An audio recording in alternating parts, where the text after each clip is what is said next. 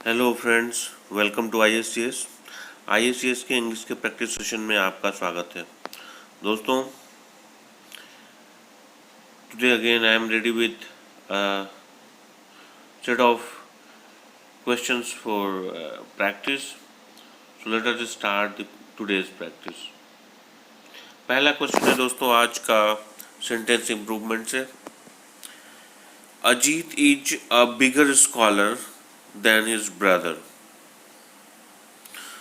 तो इसमें जो बोल्ड एंड अंडरलाइंड है बिगर, इसे हमें इम्प्रूव करना है।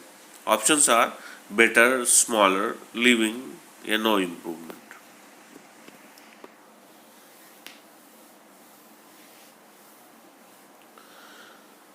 दोस्तों, Ajit is a bigger scholar than his brother में बिगर क्या कोई साइज में बिगर नहीं होता, तो इसमें कंपैरिजन के लिए हम लोग क्या लगाएंगे, कैसा है, बेहतर है, ज़्यादा अच्छा है, ज़्यादा बड़ा स्कॉलर है, तो इसके लिए हम लोग क्या लगाएंगे, बेटर का इस्तेमाल करेंगे। ठीक है दोस्तों, तो option A will be the right answer in this.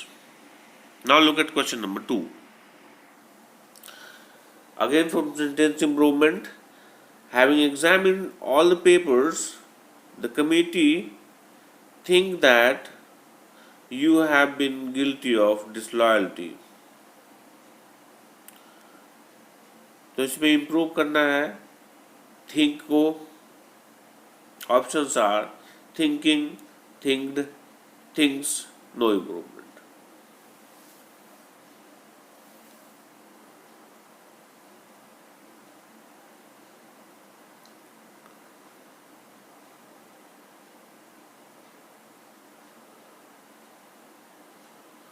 दोस्तों चलिए इसे इम्प्रूव करते हैं। Having examined all the papers, the committee thinks. Committee क्या होता है दोस्तों, ये एक कलेक्टिव नाउन है, और जब यूनैनिमिटी दिखानी है तो सिंगुलर होगा, या फिर अगर इन्हें अलग अलग दिखाना होता है या डिफरेंस ऑफ ओपिनियन दिखानी होती है तो वो उसमें प्लूरल नाउन की तरह हम इसे इस्तेमाल करते हैं। तो चूंकि इसके बाद लिखा हुआ है that you have been guilty of disloyalty, मतलब the committee is unanimous in holding you guilty, तो in that particular case singular verb होगा, तो द कमिटी थिंक के बदले क्या आ जाएगा, द कमिटी थिंक्स हो जाएगा, यानी कि option C will be the right answer. Now look at question number 3।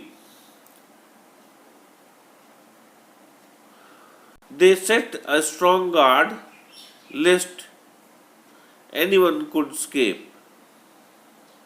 Options are would, might, should, or no improvement.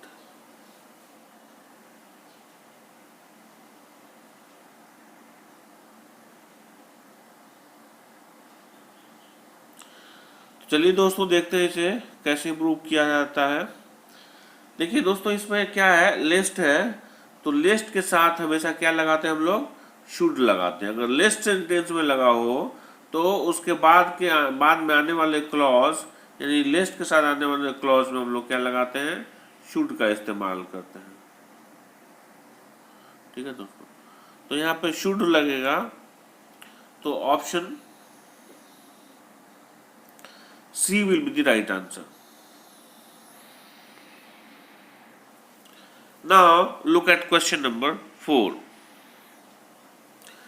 It is hard to believe that the daughter of millionaire is involved in such a heinous crime.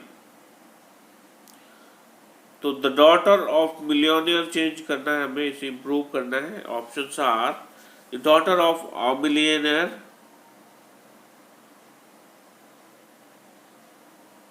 the daughter of the millionaire, a daughter of the millionaire. You have no improvement.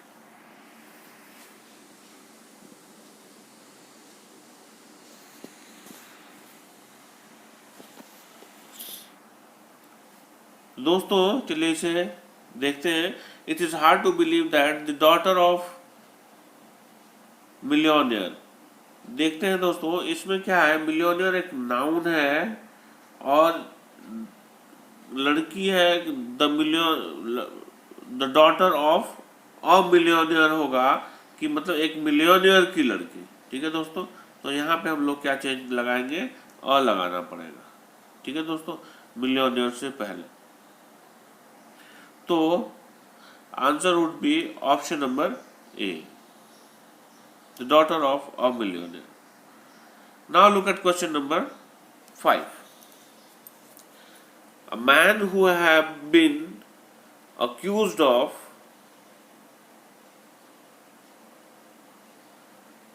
fraud in an earlier job, he will never be welcomed in any other organization.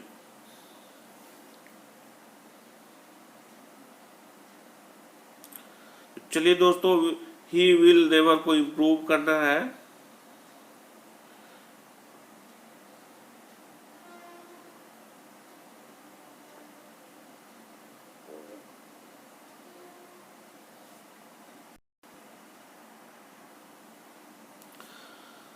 दोस्तों चलिए देखते हैं इसमें कैसे improve करेंगे। A man who have been accused of fraud in an earlier job, he will never be welcomed in any other organization. दोस्तों a man के बाद कुछ भी यहाँ पे कोई नाउन नहीं है, यानी कि ये एक ऐसा सब्जेक्ट है, सॉरी वर्ब नहीं है। तो ऐसे सब्जेक्ट के लिए कोई वर्ब हमें ढूंढना है। तो द मैन हु हैव, देखिए यहाँ पे हैव ना होके हैज होना चाहिए, we don't need to improve it. यहाँ पे देखते हैं, यहाँ पे क्या होगा कि द मैन के बाद दोबारा ही लगाने की आवश्यकता नहीं होगी यहाँ पे। तो क्या होगा, a man who have been accused of fraud in an earlier job will never be welcomed, because a man के बाद ये ही लगाना एक रिडंडेंट हो जाएगा, क्योंकि जब देखते हैं विल नेवर जो है, विल जो है वर्ब है, इस वर्ब का सब्जेक्ट अ मैन है ही, तो दोबारा एक सब्जेक्ट लगाना क्या होगा, superfluous use of the subject होगा, यानी कि he has to be removed. तो हम देखते हैं answer would be option number B. Now look at question number 6. This question is from common error. The question is, of all the teachers in our school, our teacher of a history is the better.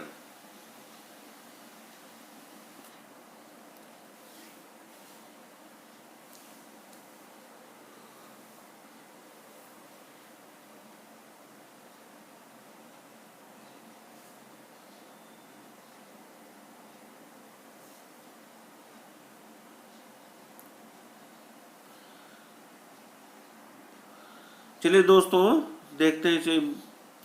of all the teachers in our school, our teacher of history is the better. देखिए दोस्तों, of all लिखा हुआ है यहाँ पे, जब of all होगा यानी कि ये दो से ज्यादा है, और जब दो से ज्यादा की कंपैरिजन की जाती है तो यहाँ पे हमेशा हम लोग क्या लगाते हैं, सुपरलेटिव डिग्री लगाएंगे, यानी कि यहाँ क्या होगा, बेस्ट होगा। ठीक है दोस्तों, अगर ऑफ द टू होता तब हम लोग यहाँ पे क्या लगाते हैं, कंपैरेटिव डिग्री लगाते हैं, लेकिन यहाँ पे ऑफ ऑल द टीचर्स है, तो उस केस में क्या लगाएंगे हम लोग, यहाँ पे सुपरलेटिव डिग्री लगाएंगे, यानी कि option would be option number C, where better will be replaced with the best. Now look at question number 7. Neha says that she will take her umbrella in case it will rain.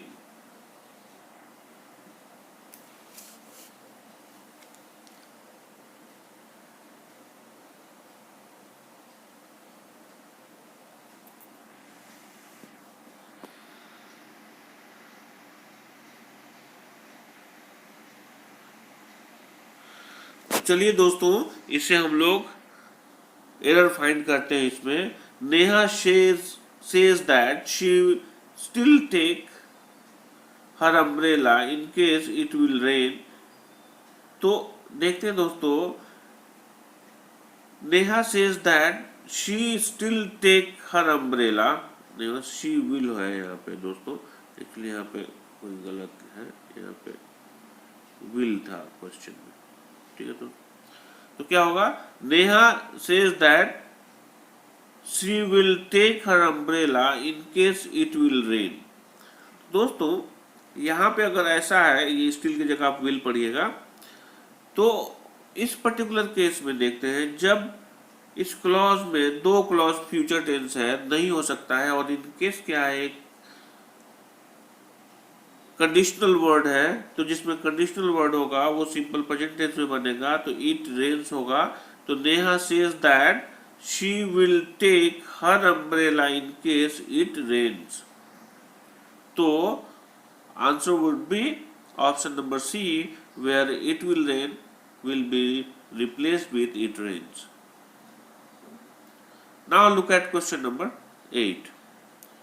The judge had not given any decision until he had studied the case.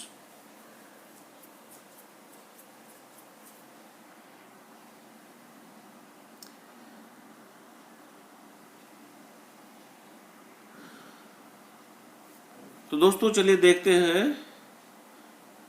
again this is the question from conditional sentences. The judge had not given any decision until he had studied the case. Until एक conditional word है दोस्तों, और दोनों जब past tense का conditions हो, तो जिसमें conditional word until, unless, if वगैरह लगा हुआ हो, वो had subject plus had plus V3 होता है, वो तो यहाँ पे सही है।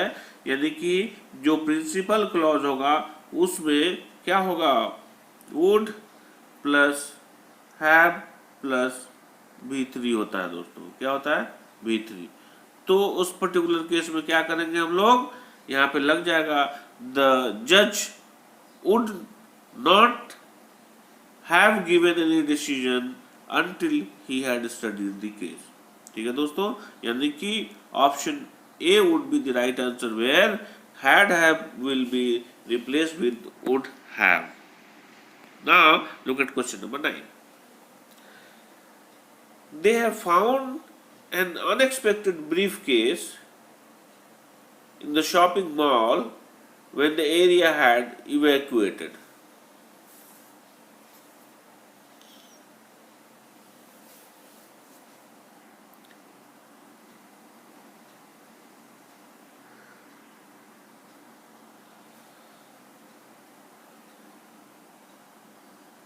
चलिए दोस्तों, इसमें फाइंड करते हैं हम लोग एरर कहाँ पे है।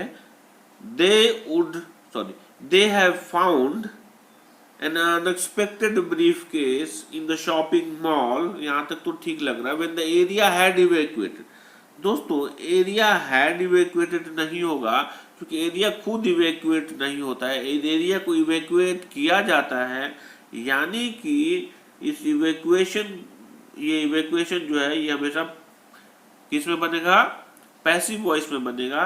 तो एरिया हैड बीन इवैक्यूएटेड होगा, यानी कि option C will be the right answer, where been will be use before evacuation या इवैक्यूएटेड। ठीक है। Now look at question number 10. Sediment deposit along the coast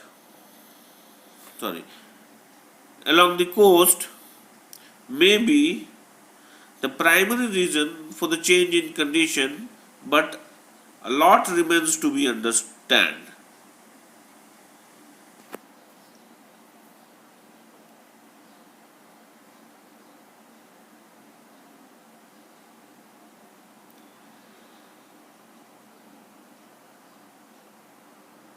दोस्तों चलिए इसमें हम लोग एरर फाइंड करते हैं।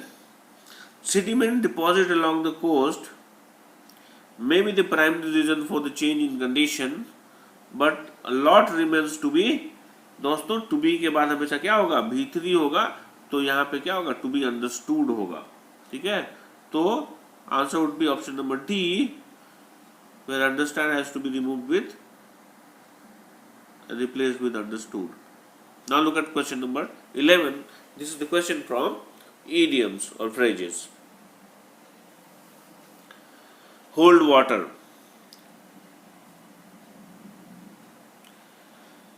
Options are does not deserve appreciation, does not fulfill the requirement, cannot be believed, cannot be valued.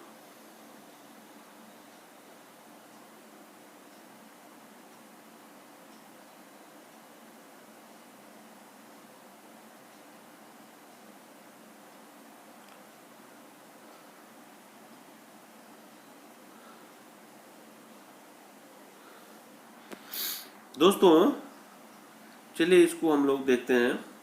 थोड़ा सा ऑप्शंस लिखने में मुझे लगता है कहीं कोई परेशानी हो गई है। होल्ड वाटर का मतलब होता है बिलीव करना, ठीक है दोस्तों। तो अगर हम इसमें बनाते हैं एक सेंटेंस बना के, हम लोग इडियम फ्रेज को हमेशा ध्यान में रखें कि जैसे देखते हैं, दिस स्टोरी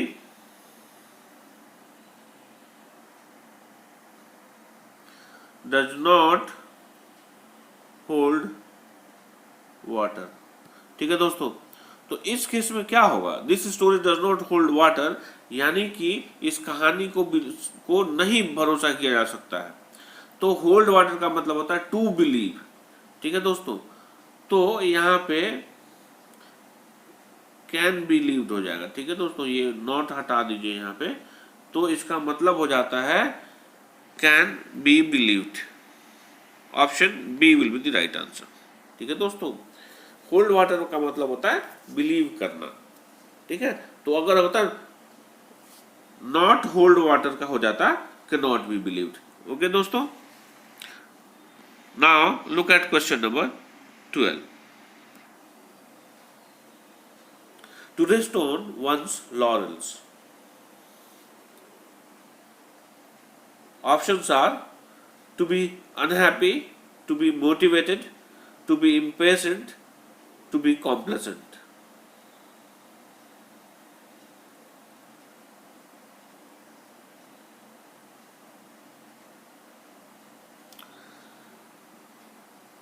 दोस्तों इसको हम लोग को याद करने के लिए कैसे इसको सेंटेंस बना सकते हैं, या फिर इसका लिटरल मीनिंग से भी हम लोग फाइंड आउट कर सकते हैं कि to rest on one's laurels का मतलब कि हमारे पास बहुत कुछ है और उसी के भरोसे हम कोई काम नहीं करेंगे। मतलब कॉम्प्लेसेंसी नहीं होनी चाहिए कि चलिए कि हाँ हमारे पास बहुत कुछ है, we will not work, will spend our life whatever we have with. तो उस लॉरेल्स पे, उस पे रेस्ट करना मतलब भरोसा करना, ठीक है। तो ऐसी कॉम्प्लेसेंसी, तो इसका मतलब हो जाता है टू बी कॉम्प्लेसेंट, ठीक है। तो answer would be option number D. Now look at question number 13. To put it on the cough.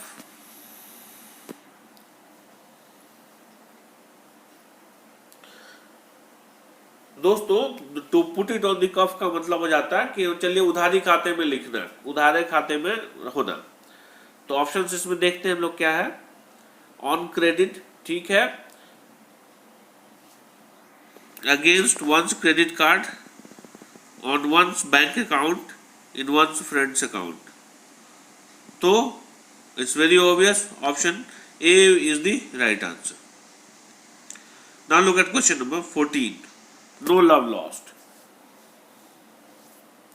Options are stop loving, not on good terms, forming a group, have good understanding. तो दोस्तों again मैं इसी चीज को emphasis करता हूं कि अगर आपको किसी तरीके से कॉन्फिडेंस नहीं हो पाता है तो बेहतर है कि आप इसको हमेशा एक सेंटेंस बना के याद रखें। जैसे देखिए कि there is no love lost between these two friends now, मतलब कि इन दोनों के बीच में अब वो ऐसा टर्म्स नहीं है, they are not at good terms, ठीक है। तो ऐसा अगर करते हैं तो इसमें option would be not on good terms. Option B will be the right answer. Now look at question number 15. Again from idioms and phrases. Blue eyed boy. दोस्तों ब्लू आइड बॉय का मतलब होता है किसी का बहुत बड़ा चहेता होना.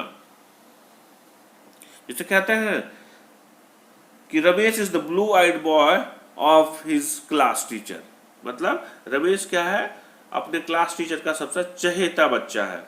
ठीक है दोस्तों, तो ब्लू आइड बॉय का मतलब होता है टू बी फेवरेट. तो दोस्तों answer would be option number D, favourite. दोस्तों तो एक काम करें आप दोस्तों, इसके पहले वाली वीडियो में भी मैंने कहा था कि आप लोग कमेंट बॉक्स में एक एक सेंटेंस बना के, जो इडियम्स है उसके एक सेंटेंस बना के आप जरूर पोस्ट करें. अगर उसमें कोई गलती होगी तो मैं उसे रेक्टिफाई करूंगा, सही भी होगा तो मैं उसमें जरूर कोई कमेंट करूंगा. ठीक है दोस्तों, तो आप इसे जरूर भेजें. Now look at question number 16. Question from synonyms. The word is fallacious. Options are deceptive, decent, diligent, cruel.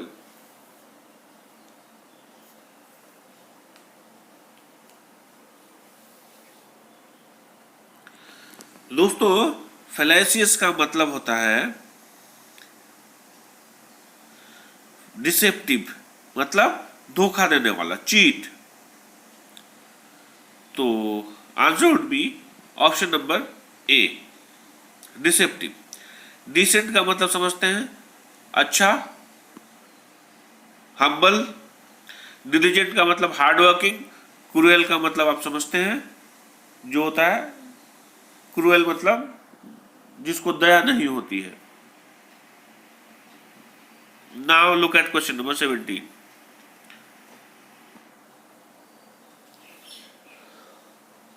The word is vista.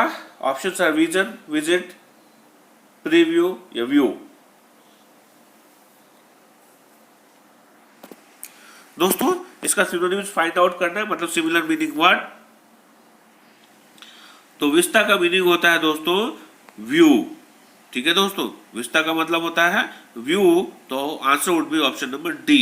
Vision समझते हैं आप, जिसको दृष्टि कहते हैं. विजिट समझते हैं मतलब यात्रा करना या कहीं जाना. पर प्रीव्यू का मतलब समझते हैं कि पहले कुछ देखना, व्यू से पहले देखना प्रीव्यू कहलाता है. आपने देखा होगा मूवी का प्रीव्यू देखते हैं, कोई भी चीज जैसे प्रिंट आउट करते हैं तो प्रिंट आउट करने से पहले देखते हैं उसका प्रीव्यू कैसा दिखता है एक्चुअली, तो प्रीव्यू कहते हैं. Now look at question number 18. सिसिट.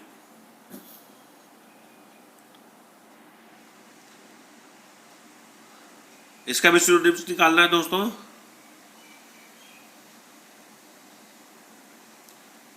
Options are adhere, merge, split या मास्टिकेट.